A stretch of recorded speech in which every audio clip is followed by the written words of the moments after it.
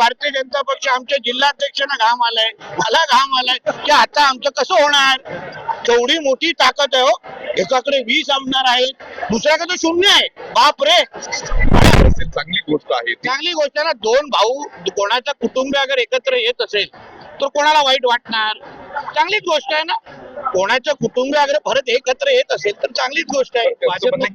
पालिका निवडणुकीसाठी अडचण येणार नाही का? दोन भाऊ एकत्र झाले. मुंबई महानगरपालिकेचं काय? महाराष्ट्राच्या जनतेने 2024 ला एकाला 20 आमदार दिले, दुसऱ्याला 0 दिलेले आहे. भरपूर ताकद आहे. आम्ही एवढं घाबरलो आहे की आम्हाला झोप लागत नाहीये. एवढी भीती वाटते आम्हाला लोकांना. भारतीय जनता पक्ष आमच्या जिल्हाध्यक्षांना घाम आलाय, मला घाम आलाय की आता आमचं कसं होणार. केवढी मोठी ताकद आहे हो.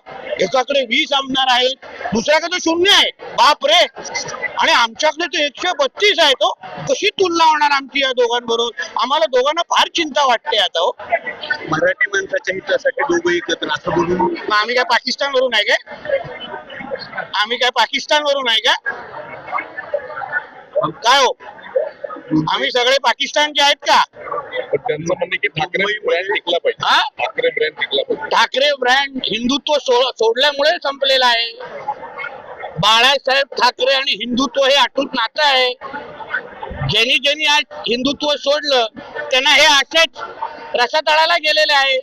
म्हणून ठाकरे ब्रँड हे हिंदुत्व सोडल्यामुळे आहे. मला एक लक्षात घ्या. आव्हाड म्हणाले की नितेश राणे हे रामाचा अवतार घेतील, विष्णूचा सुद्धा अवतार घेतील. बघा असं आहे ना, हिंदू धर्माच्या मध्ये आम्ही फार लहान आणि आम्ही त्यांचे अनुयायी आहोत. आणि म्हणून मी कुठल्या तरी हिंदू धर्माच्या ह्या देवी देवतांना मानणाऱ्यापैकी मी आहे. अवतार कोणाचं घ्यावं एवढं का मी मोठा नाही, पण किमान हिंदू धर्माच्या देवी देवतांची तरी माझं नाव जोडलं ना. मोहम्मद अलीजीना, औरंग्या, टिप्या, यांच्यावर तो माझं नाव जोडलं नाही ना, ह्याचं माझं समाधान आहे. मी ज्या धर्माचा आहे त्या धर्माच्या देवी देवतांबरोबर अगर माझं नाव कोण एकाच श्वासात घेत असेल ना तर मला अभिमान आहे त्या गोष्टीचा. पण हिंदू धर्मात राहून औरंग्याची चाकरी करायची, मोहम्मद अली जिल्ह्याची चाटायची, एवढं तर माझ्याकडून होणार नाही जे आमच्या जितुद्दीनचं होतं. राहुल गांधींनी आज एक लेख लिहून